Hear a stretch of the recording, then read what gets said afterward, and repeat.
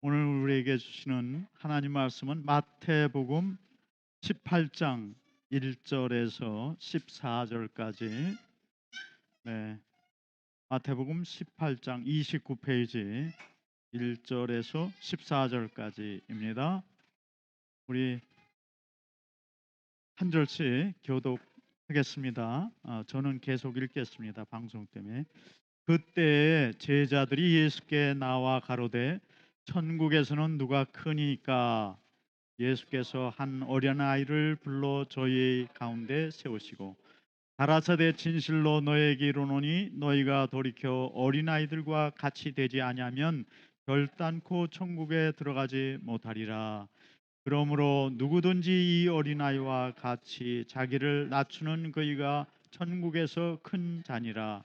또 누구든지 내 이름으로 이런 어린아이 하나를 영접하면 곧 나를 영접함이니 누구든지 나를 믿는 이 소자 중 하나를 실족해 하면 차라리 연자 맷돌을 그 목에 달리우고 깊은 바다에 빠뜨리는 것이 나으니라.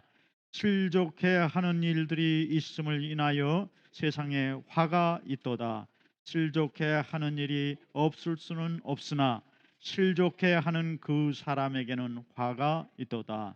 만일 네 손이나 네 발이 너를 범죄케 하거든 찍어내 버리라. 불구자나 절뚝발이로 영생에 들어가는 것이 두 손과 두 발을 가지고 영원한 불에 던지오는 것보다 나으니라. 만일 네 눈이 너를 범죄케 하거든 빼어내 버리라. 한 눈으로 영생에 들어가는 것이 두 눈을 가지고 지옥불에 던지오는 것보다 나으니라. 삼가 이 소자 중에 하나도 업신여기지 말라. 너에게 말하노니 너희 천사들이 하늘에서 하늘에 계신 내 아버지의 얼굴을 항상 배움느니라. 너희 생각에는 어떻겠느냐? 만일 어떤 사람이 양 100마리가 있는데 그 중에 하나가 길을 잃었으면 그 99마리를 산에 두고 가서 길을 잃은 양을 찾지 않겠느냐? 진실로 너에게 이르노니 만일 찾으면 길을 잃지 아니한 99마리보다 이것을 더 기뻐하리라. 이와 같이 이 소자 중에 하나라도 이루어지는 것은 하늘에 계신 너희 아버지의 뜻이 아니니라. 아멘.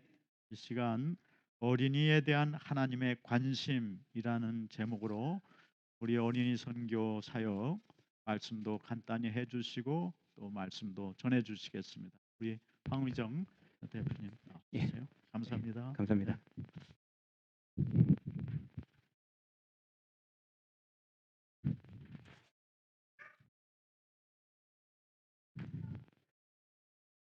샬롬. 만나서 반갑습니다. 오래간만에 정말 이 교회를 다시 방문을 했어요. 벌써 4년, 5년 이렇게 된 것 같습니다. 이렇게 그 서머날 로고스 교회 교회의 가족들에게 이렇게 메시지를 전할 수 있도록 우리 허락해 주신 목사님과 또 교회 여러분께 굉장히 감사를 드립니다. 또 이제 예수님을 알지 못하는 어린이들에게 복음을 전하는 이 사역을 위해서 여러분이 또 기도와 또 물질로 동역을 해주셔서 너무 감사합니다. 오늘은 이제 사실은 이제 이 오늘 어떻게 어떤 일이 벌어질지를 제가 잘 몰랐는데 주님께서 굉장히 기뻐하실 것 같아요. 아이들이 나와서 찬양하고 기뻐하고 저희들도 제가 너무 많이 은혜가 됐어요. 너무 많이 은혜가 됐어요. 사실은 이제 5월 첫 주에 저희 일정이 이제 그 포르트 벨보어에 있는 채플에서 여러 가지 이제 사역 저걸 홍보하는 것 때문에 그 스케줄이 잡혀져 있었는데 목사님이 갑자기 연락을 주셨어요. 그래서 스케줄 한번 조정을 해보고 한번 찾아볼게요. 근데 주님께서 허락을 하셨어요. 이렇게 스케줄을 바꿔주셔서 그래서 여러분을 이렇게 뵙게 됐고 또 이제 오늘 지난번에는 저만 혼자 왔는데 오늘은 감사하게도 제 아내하고 두 딸들이 이렇게 왔어요. 오늘이 사실 어린이주일인지 저는 몰랐어요. 다만 근데 이제 메시지를 어떤 걸 준비를 해야 되나 기도를 하는데 이 메시지를 선택을 했거든요. 딱 정확하게. 그래서 이 주님이 도대체 무슨 일을 하려고 하시는지 기대가 됐어요. 그리고 너무 뭐라고 할까 마음이 너무 기뻤어요. 막 울음이 나온 거예요. 우리 저기 계시는 윤 전도사님 보는데 그 어린이 사역을 이렇게 하시는 분들 보면 제가 그 마음을 이해를 하거든요. 그 평생을 이렇게 주님을 위해서 섬긴다는 것이 얼마나 귀중한 일이 우리는 사람들은 잘 몰라요. 근데 주님은 아시거든요. 그래서 제가 너무 마음에 너무 감동이 왔어요. 오늘은 그래서 제가 그냥 메시지로 빨리 전할게요. 오늘 전달한 메시지는 그 어린이들에 대한 하나님의 관점에 대해서 제가 이제 18장 1절에서 또 14절 아마 굉장히 길게 읽으셨을 거예요. 보통 제가 이제 한 절만 하려다가 한번 다 같이 한번 읽어보자는 생각이 들어서 이렇게 했는데 오늘 그 내용을 중심으로 말씀을 드리려고 하거든요. 그러니까 여러분 우리 모두는 예수님께서 이 땅에 다 이렇게 성장한 어른으로서 이 땅에 오신 것이 아니라 아기로서 이 땅에 오신 것을 다 기억하실 겁니다. 그죠? 그래서 이제 예수님께서는 이 어린아이와 같다는 것이 무엇인지 너무 잘 알고 계세요. 그래서 히브리서 이제 4장 15절에서 이렇게 얘기를 해요. 우리에게 있는 대제사장은 우리의 연약함을 동정하지 못하실 리가 아니요 모든 일에 우리와 똑같이 시험을 받으신 이로되 죄는 없으시니라라고 이렇게 말했을 때 이 어린 시절을 겪으셨던 예수님은 이 어린이들의 연약함을 너무나 잘 알고 있다고 생각을 해요. 또 예수님께서는 또 어린이들이 겪는 두려움, 어린이도 두려움이 있어요. 다음에 이제 육체적이나 정서적으로 필요한 것들, 다음에 꿈, 그런 바램 등을 너무나 잘 알고 계세요. 여러분 복음서들을 보면 또 예수님께서 이제 아이들을 좋아하셨다는 것을 알 수가 있어요. 왜냐하면 예수님께서 이제 사역을 위해서 이제 여행하는 곳마다 어린이들을 만났어요. 또 어린이들은 예수님이 가르치시는 것을 직접 들었고요. 또 예수님이 행하시는 기적들을 실제로 봤어요. 마가복음 이제 10장 13절에서 이제 16절을 보면 부모님들이 어린이들을 예수님께 데려와요. 그래서 예수님으로부터 축복받기 원해. 그건 모든 부모님들의 심정이 똑같을 거예요. 그죠? 누가 오면 그 아이들을 축복받기를 원하는 것처럼. 근데 이제 그래서 이제 예수님은 어린이들 그 모습 그대로 이제 받아주셨고 또 사랑하셨다는 것을 그래서 우리는 알 수가 있어요. 근데 이러한 그 예수님의 태도는 우리 삶에서 우리가 어떻게 이런 어린이들을 대해야 하는지 가르쳐 주고 있어요. 그러니까 한마디로 말하면 예수님은 어린이들을 사랑하세요. 오늘 메시지의 핵심 구절이 뭐냐면 18장 14절이에요. 사실은 거기 뭐냐면 이와 같이 이 작은 자 중에 하나라도 잃는 것은 하늘에 계신 너희 아버지의 뜻이 아니다. 여러분 하나님께서는 이 어린이들이 영원한 생명을 얻기를 원하세요. 또 여러분이 구원의 메시지를 들고 이 어린이들에게 가기를 원하세요. 왜냐하면 그것이 여러분과 저에 대한 하나님의 뜻이기 때문입니다. 그 약 20여 년 전에 바나 리서치 그룹에서 이제 약 한 4,200명 정도의 젊은이들하고 이 어른들을 서베이를 했어요. 전국적인 서베이를 했다고 해요. 여기 미국에서. 근데 이 서베이 연구 설문조사를 통해서 내린 결론이 하나 있는데 그게 뭐냐면 어떤 사람이든지 간에 복음을 들었을 때 그 사람이 예수님을 자신의 구원자로 받아들일 수 있는 가능성이 5살에서 12살은 32%, 그리고 13살에서 18살은 4%, 그리고 19살 이상은 6% 정도라는 결론이 나온다는 거예요. 그래서 조금 쉽게 설명을 하면 복음을 딱 이렇게 전했을 때 그 대상이 12살 미만일 경우에는 바로 이제 10명 중에서 3명 정도는 예수님을 구원자로 맞이할 가능성이 매우 높다는 거죠. 그렇기 때문에 만일 아이들이 10대가 되기 전에 예수님을 영접하지 않는다면 저희 아이도 지금 10대가 돼요. 12살이거든요. 되지 않으면 그들이 예수님을 구원자로 맞이할 수 있는 가능성이 점점점 희박해진다는 사실이에요. 그러니까 이제 선교적인 관점에서 본다면 이 4살에서 14살, 혹시 여러분이 414 윈도우라는 말을 들어보셨는지 모르겠는데 그 관점에서 있는 사이에 아이들이 예수님을 영접할 가능성이 굉장히 높기 때문에 이것이 쉽게 얘기하면 황금어장이에요. 이 황금어장을 놓치면 안 된다는 거예요. 자, 이제는 이제 성경적인 관점에서 하나님께서 얼마나 어린이들을 사랑하는지를 한번 살펴볼게요. 마태복음 18장 1절을 보면 제자들이 예수님께 질문을 해요. 뭐라고 하냐면 천국에서는 누가 가장 큰 사람입니까? 여러분 마가복음 이제 9장 33절을 보면 제자들이 이제 예수님과 함께 이제 가버나움으로 이제 가는 동안에 이 문제를 가지고 서로 말다툼을 벌여요. 여러분 충분히 좀 이해가 될 거예요. 왜냐하면 우리가 이제 예수님하고 이렇게 따라가는데 예수님이 만약에 이제 이 땅에 이스라엘에 이제 왕국을 세운다면 천국에 있으면 누가 가장 큰 사람일까? 인간적으로 여러분 이런 욕심들이 있을 거예요. 그죠? 뭔가 막 사역이 성장하고 이렇게 하면 내가 이렇게 했는데 그다음 누가 가장 이렇게 파워를 좀 가질까? 누가복음 9장에서도 이 동일한 내용이 기록되어 있는 것을 보면 이 문제에 대해서 이제 제자들과 예수님의 대화는 제자들에게도 굉장히 중요한 영향을 끼쳤던 것 같습니다. 그래서 이제 예수님은 어떻게 했냐면 그 집에 들어가셨을 때 가버나움에 도착했고 집에 들어가셨을 때 이 12명의 제자들을 불러 모아요. 그리고 앉혀요. 그리고 나서 이 천국에 대한 가장 중요한 원리 중에 하나를 그들에게 가르칩니다. 그 내용이 뭐냐면 근데 이제 예수님께서 이러한 질문에 어떻게 대답하는지를 살펴보면 매우 중요한 굉장히 흥미로운 점이 하나 있는데요. 뭐냐면 예수님은 이렇게 딱 불러 모았잖아요. 여기 12명이 있다고 12명이 더 있죠. 여기에 아이를 하나를 딱 불러 와요. 아이를 하나 이렇게 놓고 물어봐요. 제자들 가운데 이렇게 서 있게 해요. 아까 우리 아이들이 여기 서 있었던 것처럼 서 있게 해요. 그리고 그 어린이를 직접 본보기로 삼아서 제자들에게 가르쳐요. 근데 마가복음 9장 36절에서는 그 어린이를 이 자신의 팔 안에 이렇게 끼워안아 주셨다고 말하거든요. 그러니까 그 말의 의미는 여러분도 이제 부모로서 경험해 보셨겠지만 아이를 이제 팔 안에 끼워안을 정도면은 충분히 어린 나이라는 걸 알 수가 있어요. 지금은 이제 제 자녀들이 커가지고 안으려고 해도 커요. 근데 아까 여기 앉았던 나연이나 꼭이 이 아이 또래 아이를 보면 안을 정도가 되잖아요. 그러니까 그 아이들을 여기 세워놓았다고 생각하시면 돼요.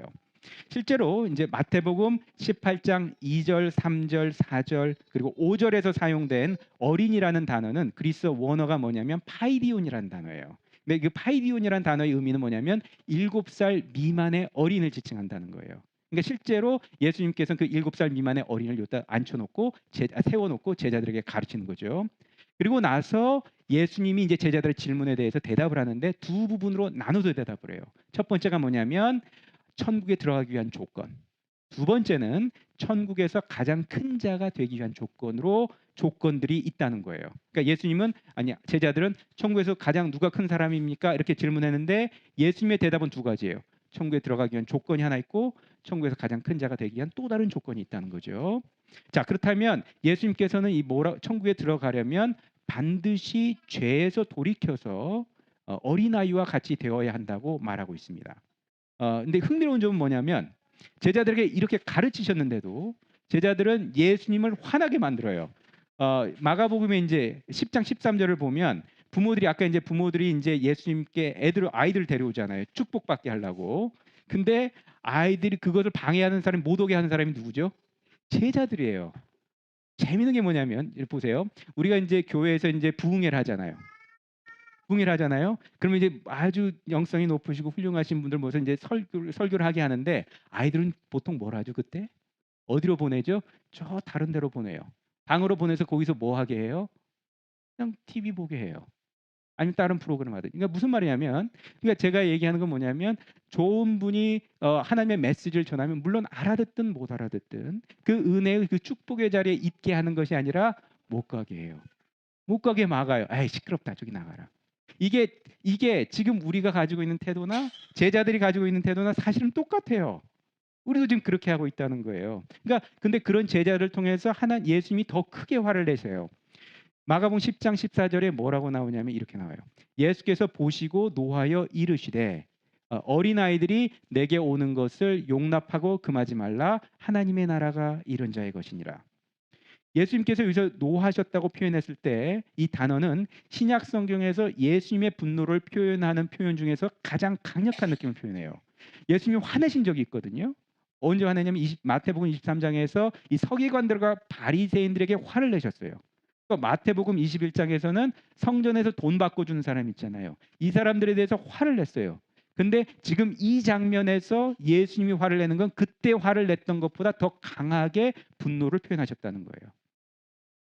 놀랍죠? 여러분이 잘 알고 있는 스펄전 목사님이 계시는데 스펄전 목사님은 예수님께서 하신 말의 의미를 이렇게 해석을 했어요. 제가 인용을 할게요. 아마도 제자들은 이렇게 생각했을 거예요. 어린이는 어른과 같지 않기 때문에 감히 예수님께 올 수 없다라고 말입니다. 구원자인 예수님은 생각이 전혀 달랐고 제자들에게 이렇게 말했을 거예요. 어린아이가 어른과 같아지기 전에는 나에게 올 수 없다고 말하지 말라. 오히려 너가 이 어린아이와 같아지지 않으면 너희가 나에게 올 수 없다는 것을 알아야 한다.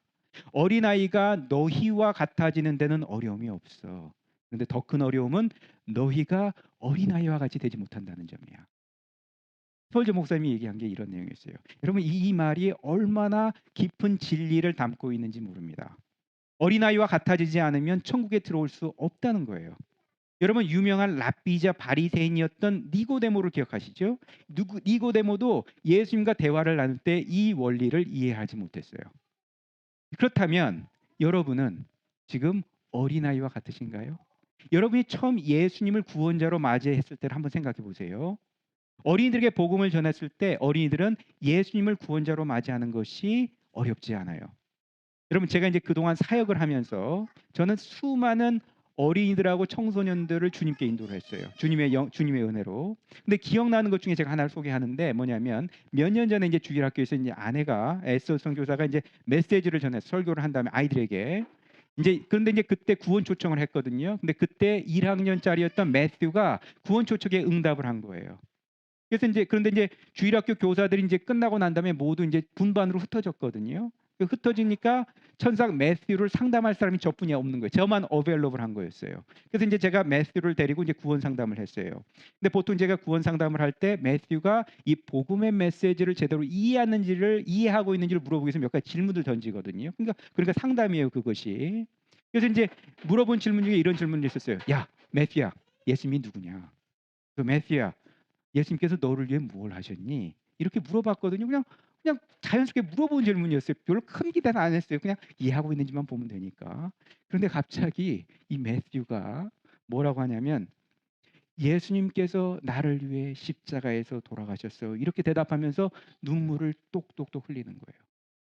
여러분 제가 1학년 아이가 그 예수님이 나를 위해서 십자가에 돌아가 죽으셨어요. 이렇게 말하면서 눈물을 흘리는데 제가 얼마나 이 전율이 왔는지 몰라요. 얼마나 하나님께 감사했는지 몰라요. 이렇게 상담을 하다 보면 이 성령님께서 마음에 가르쳐 주시거든요. 이 아이가 정말 진심으로 하는 건지 그냥 뭐 배운 뜻 따라 하는지를 아는데 어쨌든 그날 매튜가 예수님을 영접을 했어요. 그래서 이제 예배 후에 이제 교사 선생님들에게 말해 주일학교 교사들에게 매튜가 예수님을 영접했어요. 근데 그 매튜를 담당하는 그 선생님이 청년이 뭐라고 하냐면 자기는 매튜가 항상 질문하면 성경 질문하면 다 대답을 한다는 거예요. 똑똑하다는 거예요. 그러니까 자기는 당연히 매튜는 예수님 영접한 거로 생각을 했다는 거예요. 그런데 더 놀라운 일은 그 다음 주에 일어나요. 뭐냐면 제가 이제 교회에서 이제 광고를 하는데 그 어떤 가정이 LA로 이사를 간다. 그 다음 주에 LA로 이사를 가기 때문에 이제 그 주가 마지막 주여서 교인들에게 이제 인사를 했어요. 근데 이제 주일 예배가 끝난 다음에 그 이사를 가는 그 가정의 그 어머니가 저를 찾아오셨어요. 왜 찾아오셨냐면 그 어머니는 자기가 매튜의 엄마라는 거예요. 제가 이제 애들하고 어른들하고 부모하고 매치가 잘 안 되거든요. 그러니까 이제 누군지는 잘 몰랐는데 이사 가시나 보다 이렇게 했는데 그 어머니가 매튜의 어머니인 거예요. 그래서 근데 그 어머니가 저한테 다음과 같은 일화를 들려주세요. 뭐라고 하냐면 매튜가 학교에서 스쿨버스에서 내리면 매튜가 엄마가 이제 보통 이제 매튜에게 물어본대요. Hey 매튜야, how are you doing today, 매튜? 이제 이렇게 물어보면 매튜는 간단하게 뭐라고 하냐면 good or not bad. 보통 이렇게 얘기를 해요. 보통 여러분도 그렇게 물어보죠. 애들 보통 그렇게 얘기를 하거든요. 근데 지난주에 습관적으로 또 물어봤어요. 매튜한테. 매튜야, 어떻게 지냈어? How are you doing? 이랬더니 매튜가 뭐라고 얘기를 했냐면 I'm happy because I have Jesus in my heart. 이런 얘기를 했다는 거예요, 매튜가. 그래서 그 엄마가 그 어머니가 저한테 그 얘기를 들려주었을 때 다시 제 눈에 눈물이 고였어요. 얼마나 하나님께 감사했는지 몰라요. 여러분 그러면서 생각했어요. 야, 매튜가 이제 LA로 이사 갈 거고 그다음 주에 LA 이사 갈 거고 또 언제 이런 기회가 다시 올지를 몰랐는데 속으로 이렇게 생각했어요. 하나님께서 이 매튜에 대해서 이미 계획을 가지고 계셨구나. 그 계획을 가지고 있었구나. 여러분 모든 경우가 다 해당된다고는 말할 수 없지만 이 복음을 들었을 때 예수님을 구원자로 맞이하는 어린이들의 태도는 어른들과는 사뭇 달라요. 굉장히 달라요. 그렇기 때문에 어른들은 반드시 어린아이처럼 겸손해져야 돼요. 조금 다르게 설명을 하면 내 노력으로는 결코 죄에서 구원을 받을 수 없다는 것을 깨달아야 돼요. 또 이것은 전적으로 하나님의 자비하심에 온전히 달려 있다는 걸 받아들여야 돼요. 그리고 구원을 얻기 위해서는 착한 일을 행한 것이 선행을 행하는 것이 조금이라도 기여를 한다는 생각을 가지고 있다면 그걸 반드시 버려야 돼요. 거절해야 돼요. 그리고 나서 나는 길 잃어버린 죄인이고 또 구원은 하나님으로부터 거저받은 선물이라는 것을 인정해야 된다는 거죠. 근데 이러한 믿음이 머릿속에 있는 것이 아니라 이 마음으로부터 인정하는 겸손함이 필요해요. 저는 모태신앙이거든요. 그러니까 그 머릿속에는 그 지식이 있었어요. 알고 있죠. 어렸을 때부터 교회에서 생활을 했으니까. 근데 이것이 내 마음속으로 내려와서 주님, 저는 정말 죄인이에요. 주님이 나의 구원자가 되어 주세요를 깨닫기까지는 많은 시월이 흘렸어요. 여러분 이제 다시 본문으로 돌아가서 두 번째 조건에 대해 살펴볼게요. 4절에서 뭐라 그러냐면 그러므로 누구든지 이 어린아이와 같이 되지 아니하면 자기를 낮추는 어린아이와 같이 자기를 낮추는 사람이 천국에서 큰 자니라라고 말하고 있습니다. 예수님께서는 이 구절에서 어린아이의 겸손함에 대해서 설명을 해요. 어린아이들은 대체로 겸손해요. 그리고 기꺼이 배우려고 해요. 또 기꺼이 쉽게 믿으려고 해요. 그런데 이제 이 아이들이 점점 나이가 들어가면 잊어버려. 이런 태도가 사라져요. 여러분 한번 생각해 보세요. 여러분 그렇게 겸손하지 않으세요? 저도 그런데. 근데 여러분 혹시 기억나세요? 그 보리빵 5개 하고 물고기 2마리. 이 기적 기억하시죠? 오병이어의 기적. 예수님을 그 이면을 보면 예수님의 가르침을 듣기 위해서 모인 수많은 사람들에게 이 제자들이 음식을 먹여야 하는 그런 상황에 처하게 돼요. 여러분 제자들은 현실적으로 계산을 해봐요. 남자들만 이제 5천 명 정도니까 그 모인 가족들 다 포함하면 10,000명 이상이 될 거예요. 그러니까 이 10,000명 이상에게 먹일 수 있는 재정이 당장 필요한데 돈이 없죠. 제자들의 판단으로는 이게 불가능해요. 그 상황을 여러분 잘 알고 계시잖아요. 그런데 요한복음 6장 8절에서 9절을 보면 뭐가 나오냐면 안드레가 자신의 도시락을 드리겠다고 찾아온 소년을 예수님께 소개하는 장면이 나와요. 아주 간단하게 표현돼요. 그 소년이 자기의 도시락을 예수님께 드리면서 어떻게 생각했을까요? 한번 생각해 보세요. 아마 그 소년이 이렇게 생각했을지는 몰라요. 예수님, 제가 가지고 있는 도시락 보리빵 5개, 보리떡 5개, 물고기 2마리가 얼마나 큰 도움이 될지는 잘 모르겠어요. 그렇지만 제가 가지고 있는 것을 다 드릴게요. 예수님 사용하세요. 여러분 제가 생각할 때 이 어린아이의 겸손함은 바로 이와 같은 것이라고 믿습니다. 예수님, 저는 정말 주님께 드릴 것이 별로 없어요. 재능도, 지식도, 돈도, 건강도 드릴 게 아무것도 없어요. 하지만 주님이 원하시면 주님, 제가 가지고 있는 모든 것을 주님께 드릴게요. 여러분, 이와 같은 겸손함을 하나님은 가장 귀하게 여기세요.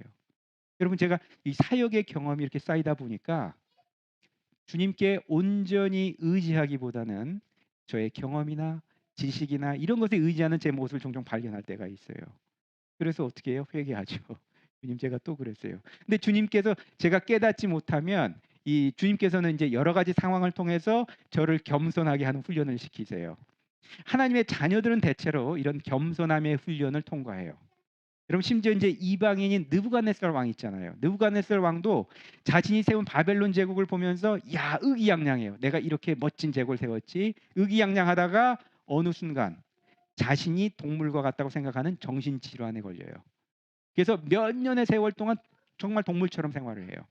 그러고 나서 자신의 입에서 하나님을 높이는 순간 다시 정상적인 상태로 다시 되돌아가요. 여러분 그 장면을 기억하실 거예요. 지금 여러분이 만약에 그런 겸손함의 훈련을 받고 있다면 낙심하지 마시고 기뻐하세요. 왜냐하면 주님께서 더 큰 계획을 이루려고 하실지도 몰라요. 주님께 그냥 어린아이처럼 마음을 낮추고 또 감당할 만한 은혜를 주실 주님을 신뢰하고 순종하세요. 여러분 6절을 다시 보죠. 6절을 살펴보면 이런 말씀하세요. 누구든지 나를 믿는 이 작은 자 중 하나를 실족하게 하면 차라리 연자 맷돌이 그 목에 달려서 깊은 바다에 빠뜨려지는 것이 나으니라 이렇게 얘기를 하세요. 여러분 예수님께서 말씀하셨다고 하기에는 상당히 강한 비유예요.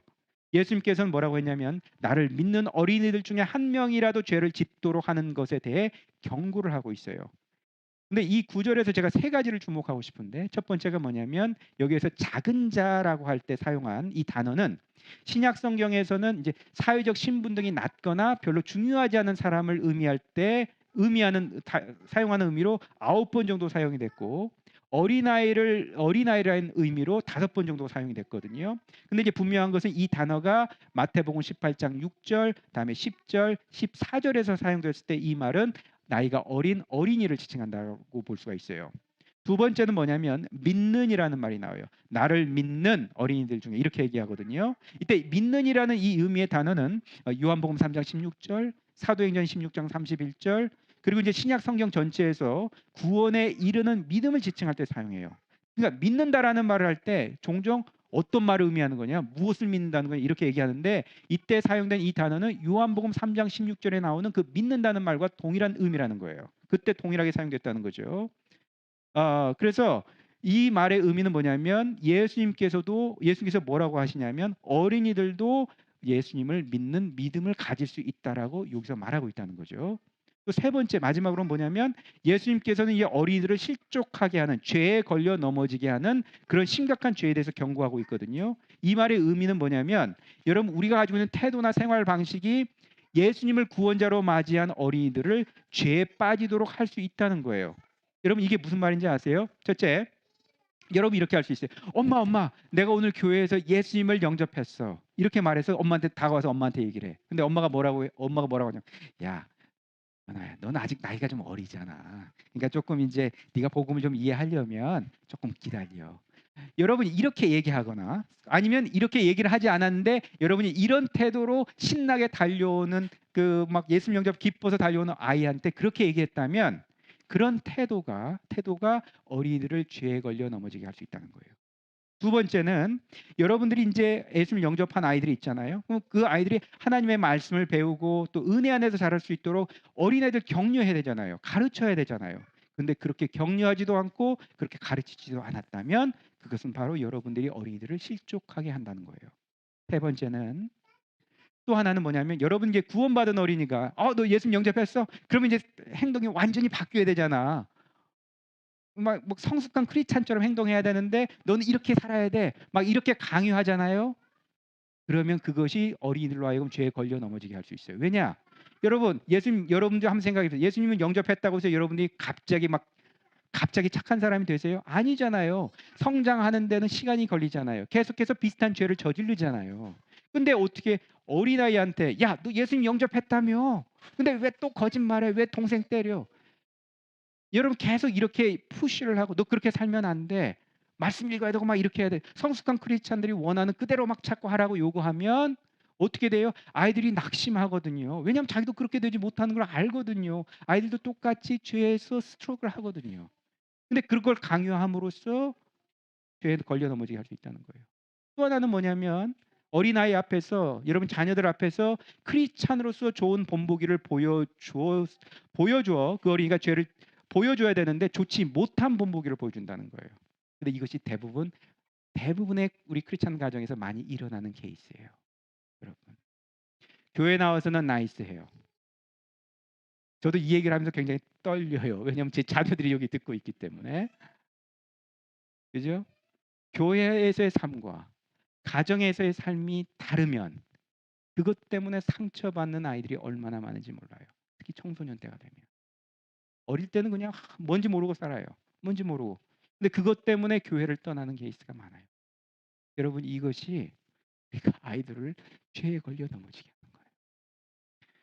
여러분 집에서나 교회에서 만나는 어린이들에 대해서 어떤 태도를 여러분 지니고 있어요? 여러분과 주님과의 관계는 어때요?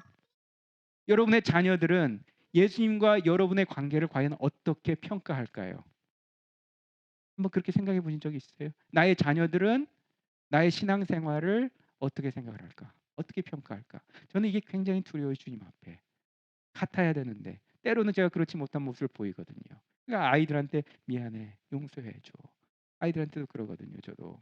여러분의 삶은 어린이들을 실족하게 하나요? 아니면 그들이 여러분의 삶을 보면서 영적으로 성장하도록 본보기가 되고 있나요? 자, 이제는 이제 7절에서 9절은 생략하고 곧바로 10절에 14절로 볼게요. 이제 거의 마무리가 돼요. 10절에서 이렇게 예수님께서 말씀하세요. 삼가 이 작은 자 중에 하나라도 없이 여기지 말라. 너희에게 말하노니 그들의 천사들이 하늘에서 하늘에 계신 내 아버지의 얼굴을 항상 배옵느니라. 여러분 이 구절에서 예수님은 작은 자라고 말할 때 역시 어린이를 뜻한 단어를 사용하고 있어요. 또 이제 없이 여기지 말라는 말의 의미는 어떤 물건이나 사람을 실제 가치보다 낮게 여기거나 경멸하거나 무시하지 말라는 말의 의미예요. 그죠? 근데 여러분은 어린이의 생각해 보세요. 여러분 어린이의 영혼이 어른의 영혼보다 가치가 떨어질까요? 절대 그렇지 않죠. 그렇기 때문에 우리는 어린이의 영혼이 어른의 영혼보다 가치가 별로 없는 것처럼 어린이들을 대해서는 결코 안 된다는 거예요. 예수님조차도 어린이들에게 매우 큰 가치를 두셨어요. 5절에서 뭐라고 얘기를 하셨냐면 누구든지 내 이름으로 어린아이 하나를 영접하면 곧 나를 영접한 것이다 얘기했거든요. 이 말의 의미는 예수님께서는 어린이를 자기와 동일시하게 여기셨다는 거예요. 여기서 보면. 그리고 10절에서는 천국에서 벌어진 놀라운 사실 하나 밝히세요. 뭐냐면 하나님께서는 구원받은 어린이들마다 그들을 보호하는 천사들을 임명한다는 거예요. 여러분 이거 한번 생각해 보신 적이 있으세요? 구원받은 어린이들마다 천사를 임명을 하세요. 하나님께서는 자기 자녀들을 알고 계시고 보호하고 계신다는 거죠. 그러니 어린이의 영혼은 하나님의 관점에서 보면 어른의 영혼처럼 매우 귀중합니다. 왜냐하면 어른이든 어른이든 각각의 영혼은 영원히 살 것이기 때문이에요. 여러분 하나님께서 직접 구원받은 어린이들에게 벌어지는 일들 혹은 그들의 기도를 해당 천사들이 그러니까 천사를 해당 임명한다고 했잖아요. 그 해당 천사들이 직접 보고할 때 듣고 계신다고 지금 성경 예수님께서 말씀하고 계시잖아요. 그렇기 때문에 저는 이 구원받은 어린이들이 하나님께 드리는 기도의 능력을 믿어요. 여러분 부흥의 불길은 때로는 이런 어린이들의 기도에서 시작된다고 저는 믿어요. 여러분 CEF는 제가 사역하는 CEF는 애프터스쿨 굿뉴스 클럽이라는 사역을 통해서 어린이들에게 복음을 전해요. 그러니까 이제 그 거기에 나온 아이들 중에서 부모들이 교회를 다니지 않는 어린이들에게는 이 굿뉴스 클럽이 그들의 하나님의 말씀을 배울 수 있는 유일한 장소이고 교회예요.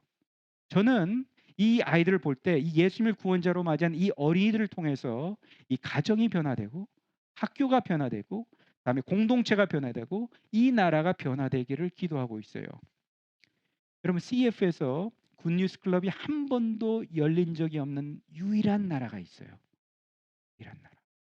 어느 나라인지 아세요? 여러분 아실 거예요. 북한이에요. 그래서 2018년도부터 전 세계에서 굿뉴스 클럽에 다니는 어린이들에게 도전을 주었어요.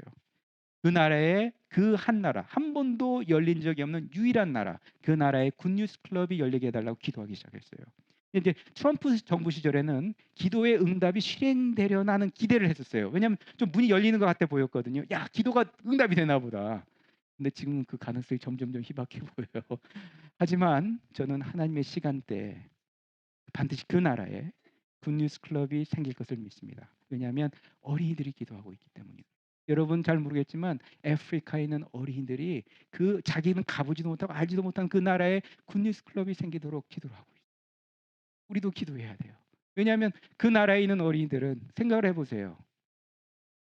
평생을 그 가난과 그 핍박과 그 가운데 살다가 죽으면 어디 가요? 지옥에 가요. 생각해 보세요. 지옥에 가요. 왜냐하면 예수님을 듣지 못했기 때문에. 어떻게 하게 되겠어요? 여러분 다시 이제 본문으로 돌아와서 예수님께서 이제 제자들에게 이제 천국의 비밀을 알려주신 다음에 12절과 13절에서 잃어버린 양을 찾아 나서는 비유를 얘기하죠. 예수님께서 이제 어린이들에 대해서 가르치신 중에 드신 비유기 때문에 여기서 언급된 길을 잃어버린 양은 어린이를 지칭한다고 보는 것이 타당해요. 이제 여러분 잘 알고 있는 것처럼 100마리의 양이 있죠. 한 마리가 길을 잃어버렸어요. 근데 목자는 어떻게 해요? 이 잃어버린 양 한 마리를 찾으려고 99마리, 99마리를 남겨두고 길을 떠나요. 만약에 이제 다시 그 돌아왔던 그 길, 그 산에 있다면 어떻게 해요? 목자는 어린 양이 스스로 찾아오도록 기다리지 않고 직접 찾아 나서요. 99마리를 내버려 두고 그 한 마리 때문에 다시 돌아가요. 왜냐하면은 여러분 잘 알고 있지만 잃어버린 양은 그 양의 속성 때문에 결코 혼자서는 집에 돌아오지 못합니다. 어린이들도 마찬가지거든요. 어린이들은 스스로 예수님께 올 수가 없어요. 그래서 복음의 메시지를 들고 어린이들이 있는 곳을 찾아가는 것이 우리에게 주신 하나님께서 우리에게 주신 의무라는 거예요. 예수님께서 이제 이와 같은 비유를 설명하신 다음에 마지막으로 이런 제자들에게 마지막 선포를 하세요. 이와 같이 이 작은 자 중에 하나라도 잃는 것은 하늘에 계신 너희 아버지의 뜻이 아니니라. 자, 여러분 어린이들이 죄로 인해서 멸망하는 것은 하나님의 뜻이 아니라고 분명하게 말씀하고 계세요. 하나님은 모든 어린이들을 사랑하세요. 모든 어린이들이 구원받기를 원하세요. 그리고 이것은 우리가 그들에게 복음을 전할 때만이 하나님께서 그들을 구원하실 수 있다는 말이에요. 그리고 이것이 하나님의 뜻이에요. 마태복음 18장 14절은 이 신약 성경에서 하나님의 뜻이 무엇인지를 구체적으로 표현하고 있는 몇 개 안 되는 구절이에요. 여러분 신약 성경 한번 찾아보세요. 하나님의 뜻이라는 단어가 어디에 나오는지 몇 개 안 나오거든요. 근데 이 구절에서 18장 14절에 구체적으로 이것이 하나님의 뜻이다라고 얘기를 하고 있다는 거죠.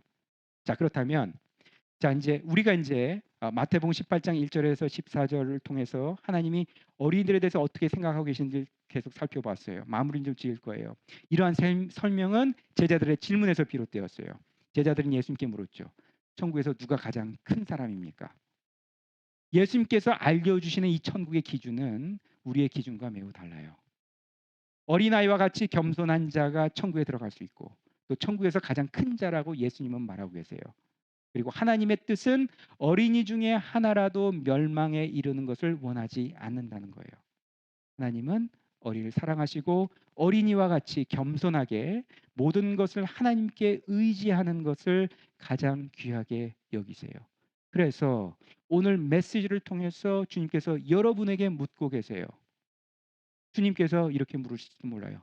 야, 너는 죄의 유혹으로 인해 고통받고 있는 어린이들이 보이냐? 야, 너희들은 이들을 위해 안타까워하고 있는 나의 마음을 아느냐? 여러분 주님께서 여러분에게 이렇게 묻고 계신다면 보리빵 5개와 물고기 2마리를 예수님께 드렸던 이 어린아이를 기억하셨으면 좋겠어요. 주님, 제가 할 수 있는 게 뭐가 있는지 모르겠지만 주님께서 원하시면 저를 사용해 주세요. 여러분 한번 생각해 보세요. 어린이가 예수님을 구원자로 맞이하면 그 어린이는 자신의 평생의 삶을 그리스도를 위해서 살게 돼요. 그러나 어린이에게 복음을 전하는 것은 그러니 어린이에게 복음을 전하는 것은 그의 영혼과 생명을 구하는 일입니다. 지금 현재 공교육 현장에서 벌어지고 있는 것, 이 세상의 문화를 통해 우리 어린이들이 겪고 있는 상황을 한번 생각해 보세요. 여러분 아마 들어보시는 모르겠어요. 지금 성적인 정체성에 대해서 3학년 미만의 어린이들에게 또 이 성적인 정체성에 대해서 가르쳐야 된다고 교육 정책으로 추진하고 있는 악한 세력들이 있어요. 탄이 하는 거예요. 여러분 팬데믹 기간 동안에 이 코비드 바이러스 때문에 이것이 위험만 이 코비드 바이러스만 위협이 된 게 아니에요. 이런 걸 통하여 아이들이 겪고 있는 자살, 우울증, 분노 이런 모든 이런 정신적인 고통을 호소하는 사례들이 점점점 굉장히 크게 늘어나고 있어요. 한번 생각해 보세요. 여러분 왜 어린이들에게 왜 우리의 다음 세대에게 계속해서 복음을 전해야 될까요? 왜냐하면 이것 외에는 해결책이 없기 때문에 그래요. 그리고 이것이 하나님의 뜻이기 때문이에요. 기도하겠습니다. 주님 감사합니다. 오늘 어린이 주일을 맞이해서 이 메시지를 전하게 하시니 감사합니다. 주님, 저희는 잘 모릅니다. 그러나 주님이 얼마나 이 어린아이들 사랑하셨는지 주님께서 잘 아십니다. 주님 저희에게 하나님이 가지고 있는 그 마음을 저희에게 부어 주옵소서. 주님, 우리가 가진 것이 아무것도 없지만 무엇을 할 수 있는지 모르지만 주님 오병이어의 그 도시락을 가져왔던 그 어린 소년처럼 주님 제가 가지고는 아무것도 없지만 제 모든 것을 주님께 드릴게요. 라고 얘기할 수 있는 그런 어린아이와 같은 겸손함을 저희에게 허락하여 주옵소서. 예수 그리스도의 이름으로 기도합니다. 아멘.